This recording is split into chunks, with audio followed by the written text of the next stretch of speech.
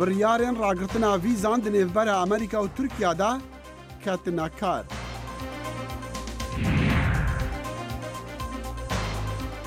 Hinek rêberên Iraqê hûjdariya şerran li herêmên kêşedar didin wek encamê referandûma herêmê.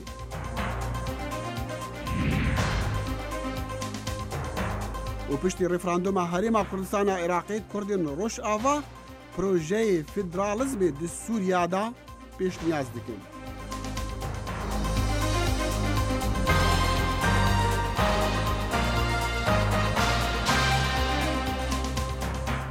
سلااو و ڕێز و هیڤین دەمە خۆش دەگەڵ کورد کۆنەکشن. سڵاو ئەم کاتەوە هەموو کاتێکتان شاد و بەختەوەر بێت بەخێر بێنەوە بۆ بەرنامەی کورد کۆنەکشن کە هەموو ڕۆژانی سێشەموان و هەینی لە بەشی کوردی دەنگی ئەمریکاوە ئامادە و پێشکەشتان دەکرێت. ناکۆکیەکانی نێوان ئەمریکا و تورکیا گەیشتە ئەو ئاستەی کە ڤیزای گەشتیاری نێوان ئەو دوو وڵاتی هاوپەیمانی ناتۆ ڕابگیرێت. ئەمەش دوا بەدوای دوایین بەرزبوونەوەی ئاستی ناکۆکیەکان لەسەر دەستگیرکردنی کارمەندێکی باڵێزخانەی ئەمریکا دێت. سەرۆگۆزیری تورکیا بینالی یەلدەرەمیش داوا لە ئەمریکا دەکات دەست بەجێ ئەو کێشەیە چارەسەر بکرێت. پەیوەندیەکانی نێوان ئەنکەرە واشنگتن ماوەیە کە ئاڵۆز بووە بەهۆی پشتیوانی واشنگتن بۆ کوردەکانی سووریا و داواکاری تورکیا بۆ ڕادەستکردنی کەسایەتی ئاینی تورک فەتحوڵا گولەن و تاوانبارکردنی وەزیرێکی پێشووی تورکیا لەلایەن دادگایەکی ئەمریکاوە. بەڵام دەستگیرکردنی کارمەندێکی تورکی باڵۆزخانەی ئەمریکا لە تورکیا ئاڵۆزی نوێی لێکەوتۆتەوە بوو بەهۆی ڕاگررتنی ڤیزا بۆ هاوڵاتیانی تورکیا. هەفتەی ڕابردوو بۆ دووەم جار لەم ساڵدا کارمەندێکی تورکی باڵۆزخانەکەمان لەلایەن دەسەڵاتدارانی تورکیاوە دەستگیر کراوە. سەر ڕای هەوڵێکی زۆرمان بۆ ئەوەی هۆکارەکەی بزانین نەمانتوانیوە بزانین بۆچی دەستگیر کراوە و چی بوو و ئایا هیچ بەڵگەیەک دژ بۆ کارمەندەمان هەیە یان نا.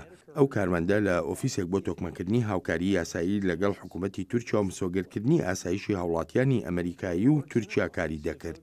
هەر پاش بڕیارەکەی ئەمریکا تورکیاش ڕایگەیاند کە ڤیزای هاوڵاتیانی ئەمریکایی بۆ تورکیا ڕادەگیرێت. هاوکاتی سەردانەکەی ڕۆژی دووشەمەی بۆ ئۆکرانیا سەرۆکی تورکیا بڕیارەکەی ئەمریکای بە جێگای نیگەرانی لە قەڵەمدا و گوتی فەرمانیدا هەمان هەڵوێز بگیرێتە بەر. کاربەدەستەکانمان لە وەزارەتی دەرەوە دەستبەجێ پاش بیستنی هەواڵەکان گاوی پێویستیان گرتە بەر و قسەیان لەگەڵ گوتەپێژەکانیان کرد و کاتێک وەزیرەکەمان ئەمەی بە من گوت تەنها ئەمەم پێگوت تورکیا لەلایەن فەرمانی یاساوە بەڕێوە دەچێت. ئێمە خێڵێک نین و وڵاتێکی خێڵەکیش نین. لەسەر بنچینەی پرەنسیبەکانی وەڵامدانەوە باڵوێزی ئێمەش لە ئەمریکا پێویستە هەمان ڕاگەیاندن بدات دژ بە ئەمریکا. تورکیا دەڵێت ئەو فەرمانبەری باڵێزخانەی ئەمریکا پەیوەندی هەبووە بە فەتحوڵا گولەنەوە بەڵام ئەمریکا ئەو تۆمەتە بەبێ بنەما لە قەڵەم دەدات. تورکیا فەتحوڵا گولەن تاوانبار دەکات بە هەوڵی کودەتا سەرنەکەوتۆکەی ساڵی 2016ەوە کە گولەن نیکۆلی لێ دەکات. لەو کاتەوە تورکیا هەزاران کەسی دەستگیر کردووە. هەنێک ڕێبەرین سیاسیین عێراقی هوشداریە شەڕان di nêvbera hêzên Iraqê û yên herêma Kurdistanê de didin eger dan û standin li ser pirsa referandûmê neserketî bin û milîtanên şîa li herêmên kêşedar bêne danîn lê rêberên Kurdan vêne dûr dixin.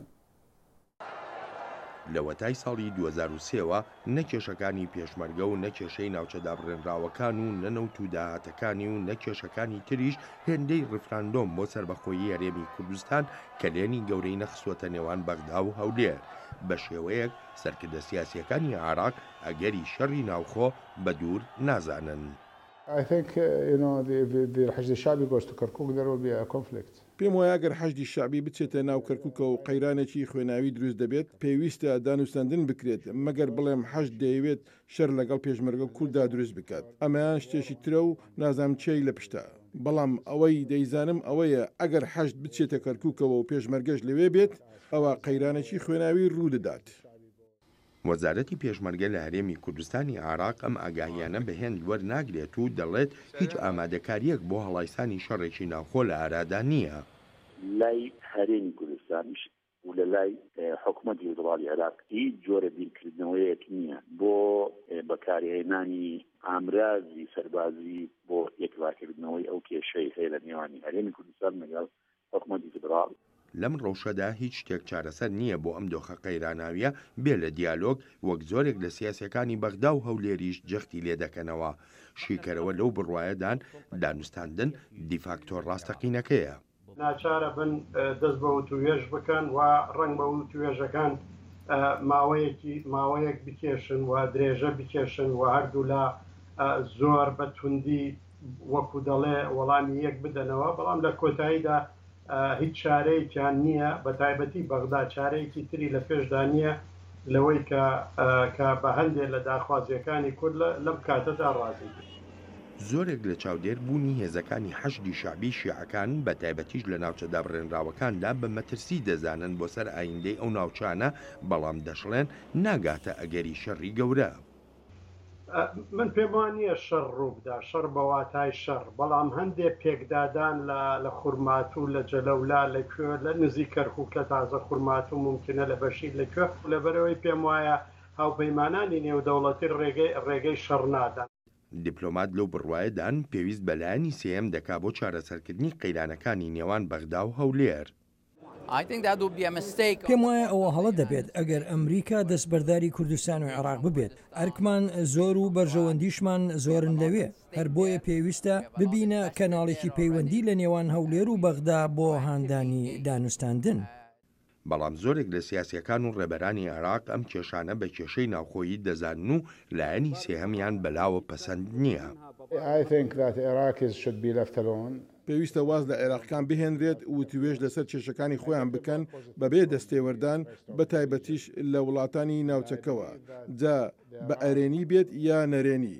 بڕوام وایە چارەسەر هەن لەسەر بنچینەی دروست و بڕوابوون بە یەکپارچەیی عێراق و فیدرالیزم و هەروەهاش عێراقەکی دموکراتی. هێشتاش بەغدا و هەولێر سوورن لەسەر هەڵوێستی خۆیان. بەغدا دانپێدانانی بە یەکپارچەیی خاکی عێراقدا دەوێت و هەولێریش جەخت دەکاتەوە لەوەی ڕفراندۆم و ئەنجامەکانیشی هەڵناوەشێنرێنەوە.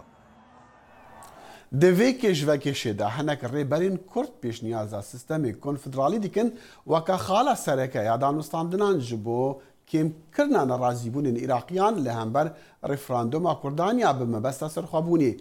Gelo ev yekem pêngava pajveçûnê ye ji serxwebûnê yan daxwazek razbîne digel me kawa Hesen bi rêveberê bername Rojhilata Navîn li rêxistiya East West bingehê wê lê Bruxelles لێ کاکاوە نەها ڕاستەوخە بسکایپێ ji Kuwêtê digelmeya. Kakawa spas pêşniyaza konfederalizmê pêngava yekiya pajveçûna Kurdaya? Em katet baş kak dexî zor spas bom derfete. Pirsiyareke lewe de aya li katî êstaya hikûmetî Iraq, hikûmetî Ebadî amade ye konfederalizmî pê qebûl e, hemû amajekan bi we açin kewa bilên li êstaya hikûmetî Iraqî يعني او اوبشن ياخذ او مجاري في قبولني او انا لين ابي دست بكينو بدانو ساندن لشوارتشوي دستوري عراقيه دستوري عراقي جل العراق فيدراليه نكون فيدرالي جاء ما برسيارك اما يعني اي حكومه عراقيه ساماده بابوچوني من لاستي حكومه العراق يعني امادنيه او وكو بيشمرج يعني او قبول كابل ام امادين بسيستمي كونفدرالي يعني برايتو نابي حتى بخالق بو او دانشتنها بلسري اكريت يعني حكومتي هرمي كردستان اتواني يكيك يعني كونفدراليزم يكيك لو خالانيك لديدو بوچون بلاني خويا امادي بكات و دانوستاندني لسر بكات لقل بغا بلان برسيارك اويا طبعا كاتي تو دانوستاندن دس بيه كي صد يعني همو او امانجانيك خودي دس ناكويت اما راست بو حكومتي عراقي بلام لهمان كات راستي شبو حكومتي هرمي كردستان بلام بيغمان حكومتي هرمي كردستان لديدو بوچوني خويا اتوانيت كونفدراليزم وكو يكيك ل خاله سركيان ياخذ يا يكيك لمرجكان دابنيتو بلام لهمان كاتا ابيت دانوستاندني دسر بكريت بەڵێ کاکاوە ئێستاش لەگەڵ دکتۆر جەبار لە راپۆرتێکدا باسی ئەوەی دەکرد کە ئەگەری دروستبوونی شەڕ لە نێوان بەغدا و هەولێردا نییە، بەڵام ئەگەری ئەوە هەیە کە ناکۆکی ئاڵۆزی لەو هەرێمانە دروست بنووە ئايات علاویش بە هەمان شێوە قسەی دەکرد. تۆ چی دەڵێ بۆچۆنی تۆ ئەم کێشەی ئەگەر چارەسەر نەکرێ و ئەگەر لەو حەدا بمێنتەوە ئاڵۆزیەکان دروستە بن بەتایبەت لە هەرێمەکانی کە ناکۆکی لەسرە؟ بەڵێ ناوچە جێ ناکۆکەکان بەڵێ ئەوەی ڕاستی بێت کاک دەخیل یعنی بەدیلی نەبوونی دانوستاندنی جدی شەڕیش یعنی ماڵوێرانی و ماڵکاولیتیایە هەم بۆ بەغا هەم بۆ حکوومەتی عێراق هەم بۆ کوردستان بۆ هەموو پێکاتەکانی عێراق لەبەرەوە هیچ بەدیلێکی کە نییە یعنی غەیری دانوستاندن لە نێوان هەردوولایە. ئەگەر هات احتیمال هەیە منی احتیمال هەیە یعنی ئەوەی پێکدادان ڕووبات پێکدادانی سنووردار لەوانەیە شەڕ بەمانە تەقلیدیەکەی ڕوونەیەات يعني بەو شێوەی کە ئێمە ئەوەنێ تەسەوری ئەەکەین لە نێوان هەردوو لای بەڵام لە هەمان کاتە نابێ ئەوەشمان لەبیر بچێت ئەمڕۆ حکوومەتی عێراق وەکو حکوومەتێکی بێهێزە ئەمڕۆ یعنی هێزە نادەوڵەتیەکان بەقووەترن میلیشاتی حەشتی شعبی کە یعنی زیاتر لە گروپێکن و بڵێن هەندێک وڵاتی یعنی سڵتێکی زۆرانێ لە ناو عێراقا کاتوانن یعنی ڕێڕەوی ڕووداوەکان بە جۆرێک بڕوات کە لەوانەیە پێشبینی نەکرێت و تەنانەت ئەگەر یعنیەوەنێ سەیتەرەشی بەسەرانەکرێت بە شێوەیەک دانانی ئابلوقە یان حسارێک لەسەر هەرمی کوردستان چونکە هاوکارن عێراق تورکیا لەگەڵ ئێران هاوکارن لەم بوارەدانی بە دانانی ئەو حسارە ئەو ئابلوقە لەسەر هەرمی کوردستانە ئەمە مانای ئەوەیە کە کارتی ڕیفراندۆم سوتاوە؟ نه کاتی ڕفراندۆم نەسوتاوە یعنی بەهەرحاڵ بەشێکی زۆری وەلو یعنی وەنیە کاتی ڕفراندۆم کراوەکو هەمومان نەزانین ماڵی کوردی پەرتەوازە بوو ئێستاش ماڵی کوردی پەرتەوازەیە و کورد پەرتەوازەیە و یەک دید و یەک بۆچوون و یعنی یەک پلانی نییە بۆ داهاتووی کوردستان و بۆ داهاتووی عێراق لەگەڵ ئەمە هەمووی ڕاستەوە پەرتەوازێکی زۆرە لەناو یعنی وەنی لە کوردستانە بەڵام هیچ نەبێت بەشێکی زۆری ینی لە ساڵدا 92 ئەوەی بەشداری کردووە لە گشتپرسیە بە بەڵێ بەشداری کردەوە ڕای بەڵێ بووە کەوا بڵین بۆ سەربەخۆیی ئەمە یعنی مانای ئەوە نیە تۆ بتوانی ڕاست یعنی ناتوانێت لە واقعی ئەم ڕۆیان ناتوانانی تەرجمەیەکی بڵێ من یەکسەر دەوڵەت ئەلانەکەم ناکرێت لەبەرەوە تەنها تۆ ئەبێ ئەم کارتە بە شێوەیەکی عاقلانە مامەڵەی لەگەڵاکەی نەک بە شێوەیەکی سۆز بە شێوەیەکی عاتیفە و نابێ گوتاری ئاگرین بەکاربێنێ ئەبێ حکوومەتی هەرێم ئامادە بێت و لە هەردوو لە بەغاش هەردوو لە ئامادە بن بە شێوەیەکی استراتیجیانە عاقلانە دابنیشن و دانووساندن بکەن.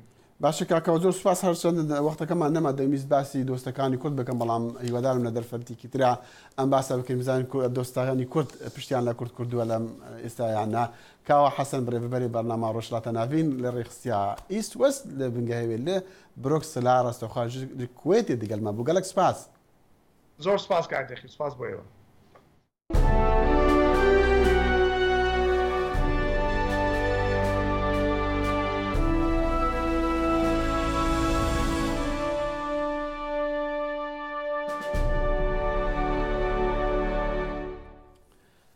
و پشتی ڕفراندۆمە هەرێما کوردستانە عێراقی کوردین سووریا پرۆژەی فیدرالیزمی یا ڕۆژئاوا پێشنیاز دکن ji بۆ پێشخستنا پرۆژەیەک وەسا پارتیên سیاسی پێشنیازا کۆنگرەک نەتەوەی dikin. Referanduma Herêma Kurdistanê hat qedandin û projeya federalîzmê ya Bakurê Sûriyayê bi pêş ve diçe. Lê Kurdên Sûriyayê dibêjin got kongirekî netewî Kurdî niha pir giring e. Hevserokê tevgera Civaka Demokratîk Brîz Aldar Xelîl dibêje got darxistina kongirekî netewî ji bo Kurdan ji nan û avê giringtir e. Yani li darxistina kongreyê tiştekî jiyaniyê êdî. Em dereng bimînin di darxistina kongreyê de wê bibe kêmaniyeke dîrokî em êdî demê pêş lê poşman bibin. Gerek hemî hêz xwe bikin yek û em zû seferber bibin ji bo pêşxistina vê kongrê. Hevserokê PYD'yê berê Salih Muslim dibêje got xwepêşandanên Kurda li hemû welatan ji bo piştgiriya referandûmê tê wateya got gel dixwaze kongirekî netewî Kurdî li dar bikeve. Xelk zanibê ku gel çi dixwaze, partî zanibin ku gel çi dixwaze. Yani bes gotinê nêrîneke ê referandûmê li her çar parçeyê Kurdistanê gel derkete kolanan. Mana xwe çi ye? Yeketî Kurdan dixwaze.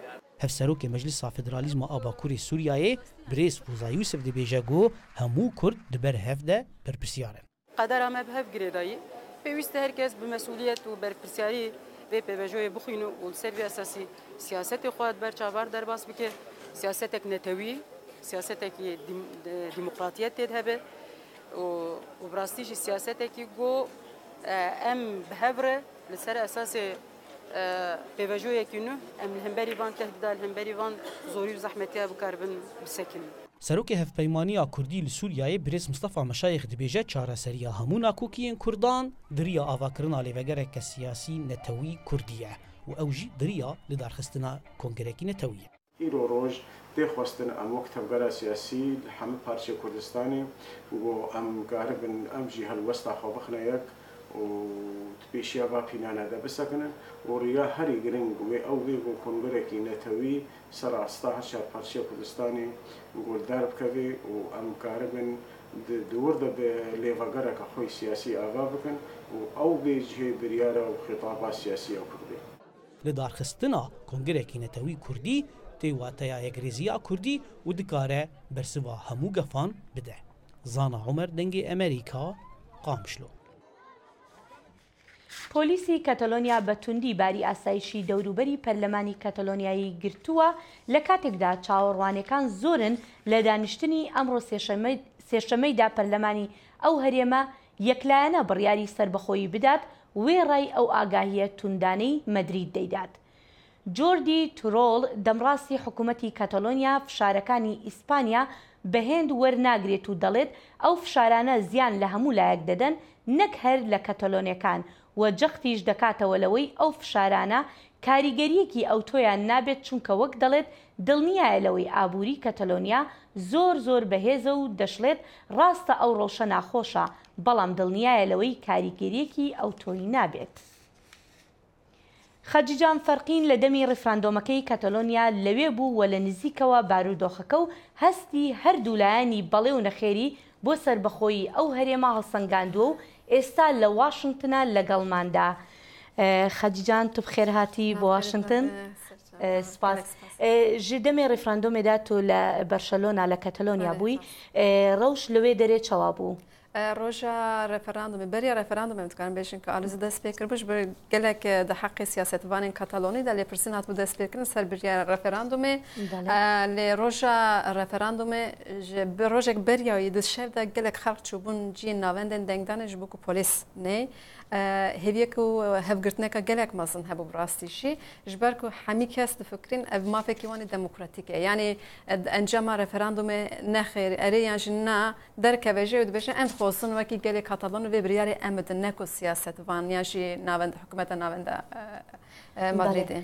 بەڵێ خەجان مرۆڤ ڕفراندۆما هەرێما کوردستانی و ڕفراندۆما کەتەلۆنیا بدە بەرهەف چیت کاری بێژی؟ بەێ ئەسکارم بێژم کو دوێ چندێدا بڕاستیشی هەردوو دناف هەفتەیەکیدا هەم کورد هەمژی گەلی کەتەلۆنی چون ڕفراندومێ لەسەر دەخوازە سەرخوابوونێ هەردوو ئالیاژی یعنی ئەسکارم بێژم کولوێ دەرێ ji بووی کوردان سەر ڕفراندومی کووردا ناستەکردن لێ کەتەلۆنی ژیانیۆ کە گەلێ کورد دگوتن ئەڤە مافی مەی دەموکراتیکە لازمە ئەم دکاربن ئەم ڕایە خۆ ئاژ بوو پاشە ڕۆژێ ئەم بینن زمان نەکو بە ئەوەیەکی نەدەموکراتیک لێ هەفگر بوون ئەسکارم بژم هەفگر بوون دگوتن مافی کوردانێژی ئەوژی گەلێکی جودانن و ئەمژی گەلێ و جودانن ئەم دخوازن ببن سەرخەبوون ئێ کەسن ئەرێ لێ ئێ دگوتن نەخێژی دژیڤەیەکی هەبوو وان دگو قەدەرەمە کووردا دەبێت دەمێتە بیەیەک. ئەوژی دۆزا کوردان ئاگادارن؟ هەلبەت سەر ڕەفەراندومی ئاگاتارن لێ بەریاوی تایبەتە لەسەر مەسەلا ڕۆژاوا زێدەتر ئەزبارم هایاوان ژێ چێ ببوو زێدەتر سیاسەتوان ڕۆژنامەوان ئەو ژێ ئاگاهتار بوون گەلێ کەتەلۆنیژی دەما کۆ دپرسین ئەم دچون مەدوگام کوردن ڕێزی و حرمەت نیشان ددان مەدخواستم داخو یعنی ژوان بستینن تمام دەگوتن سەرسەرا سەرچاوە هەروسا هەمی دەماکو مەدەگوتم کوردن دەریژی مەڤەت بوون ژبەرکۆ ئەوژی دەگوتن ئەنا دوو هەفگەل هەنە سەر مافێ خوا ئەڤە مافێ مەی دەموکراتیکە ئەلبەت سەرخەبوون ئانژی بریارەکە نەینی لێ چت بەبلەڤە کورجی و کەتەلۆنژی برا دەنگێ خود کاربن بۆ ڕێن دەموکراتیک نەبڕێن تون دو توژی بینن یعنی حسکردنەکە واژی هەبوو لە هەمبەر کوردە. پێم نێرامە خەجیجان فەرقین لە دیاربەکر و نها لە واشنگتن گەلەک سپاس بۆتە.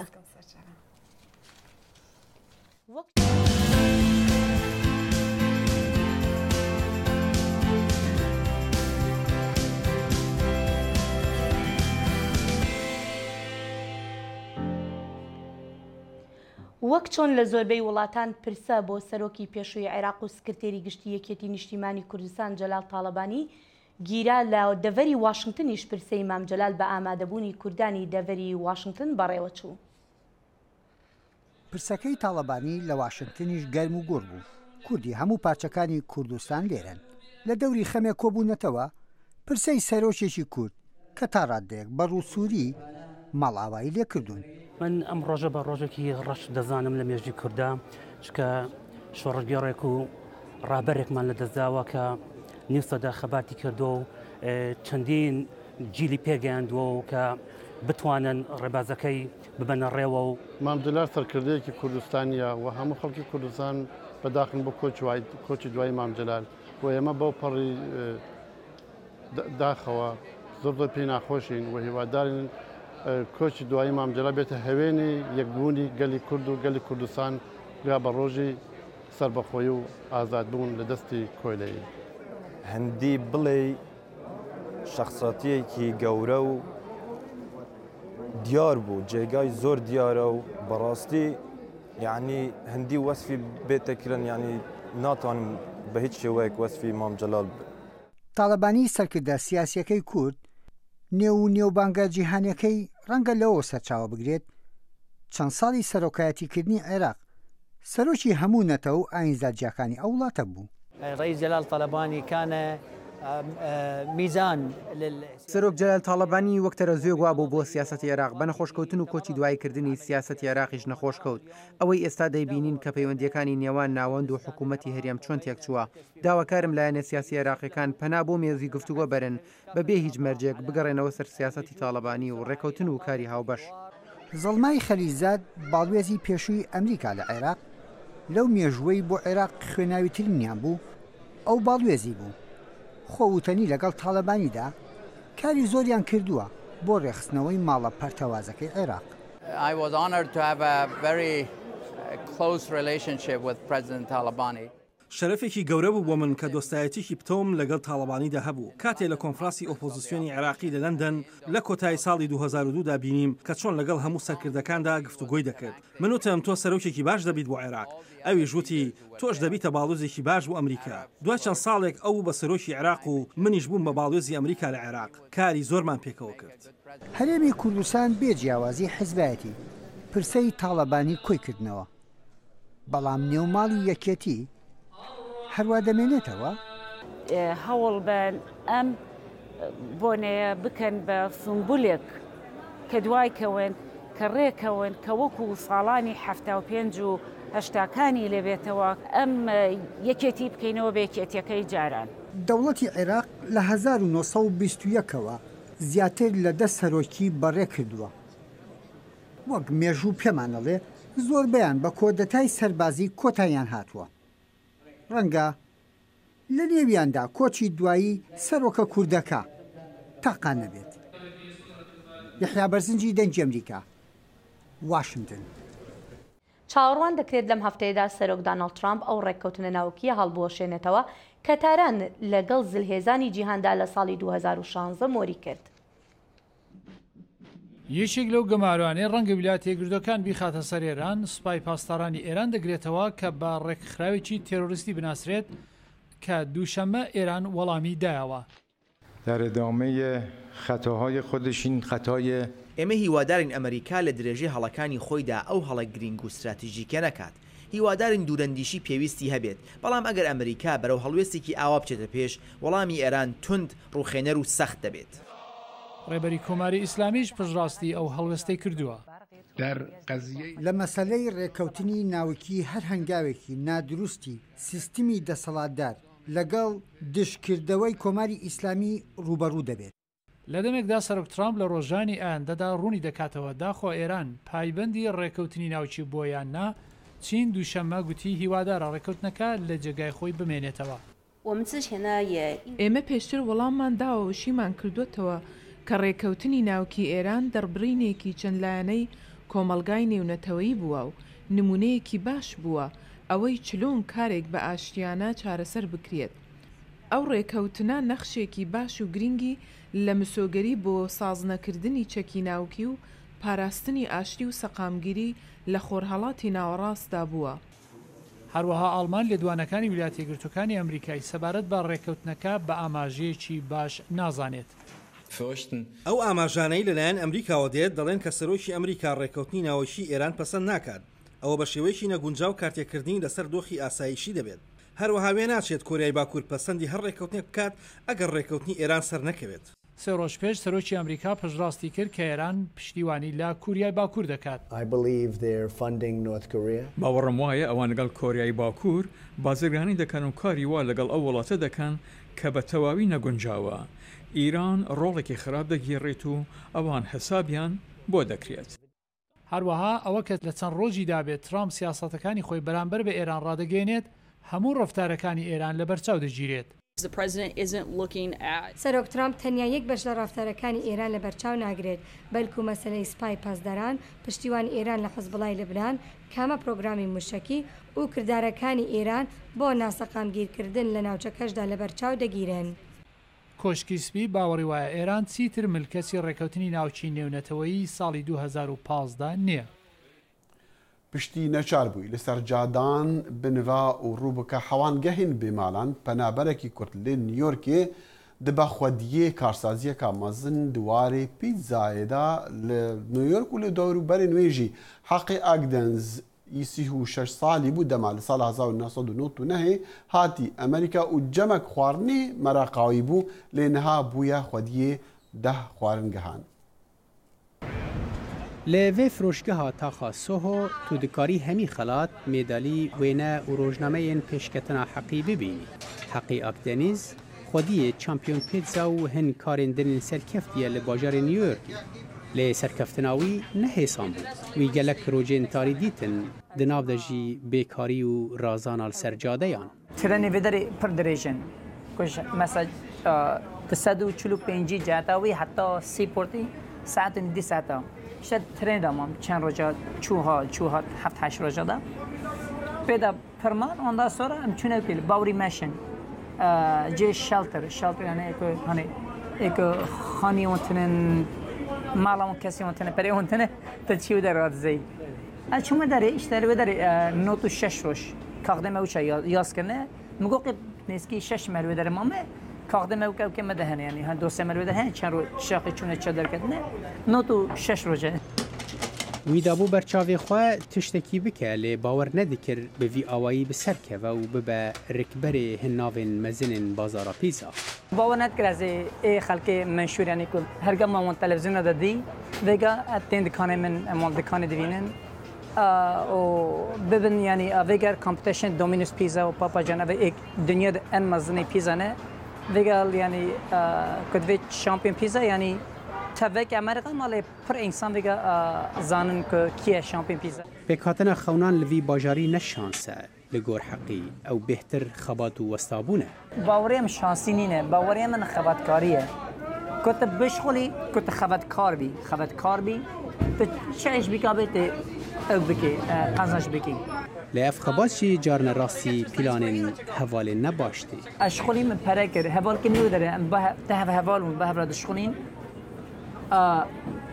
کورکه کی پر باشو یعنی بینم بره هفون اینو ودیدم رادزان ما پره گرته من گفت اموی هم شغل دکان کی وکن هر چیز ما وکی یک وزانی او هر چیز مزام و اجهر چیز زام یعنی بینم بره هفون مگه دکان کی وکن ارتاخی اون دست دکان کادنی وکن حیال ما هفون آن دست سر سال 2080 اروک از هات مالی پریم یعنی و داری بود از هات مالی دریم ایک بکری بود آن دست سر مدی یعنی اوکتنن والز مل جوری بود والز هانی بخوری آن اویا توک پری توکی برچون رویا یعنی تاویولوژی حقی 5 سالان دا 7 فروشگاه وکرن ها او خودی دهای و یا 11 جی نزیک ودیکه حسکرنا کاری پیتزا هشت او 2010 ده به بلهنگ جیهانه ده قهرمانی جیهانی یا چیکرن و زیوراندنا هویر پیتزا دا لفرانسا جوه خوارنگه حقی اکدنیز گاوین خوی پیشی دست بکرو در باسی تاخندنن باجیر بو اف سالن که اموکو دمک کرد بناف دکن جبو پیشکتناوی او وک ریوچونک درو دریج جه کلمو زورو دجواریان تین زمان صالح دمیجر جه نیویورک دنگ امریکا بەڵێ بینێرانی عزیز لێرەش دادینە کۆتایی بەرنامەی ئەمڕۆمان تا بەرنامەی داهاتومان لە ڕۆژی هەینی هەرشاد و بەختەوەر بن خدا حافظ و ئەمە ئاگادار دەکەن و ئەف ڕاپۆرتن هاتیە بەڵاوەکردنی سەر لەسەر ماڵپەڕین دەنگی ئەمریکاژ و لەسەر فەیسبووکیژ و دەکارن تەماشا بکەن خدا حافظ